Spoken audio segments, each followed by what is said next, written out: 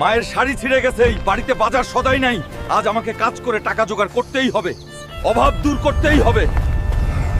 এই যে ইঞ্জিনিয়ার সাহেব, আমি কাজ করতে চাই, আমার খুব কাজের দরকার। হাল্ক, তোমার অনেক বড় শরীর, তোমার জন্য একটা কাজ আছে, কিন্তু অনেক রিস্ক আছে কাজে। করতে পারবে তো?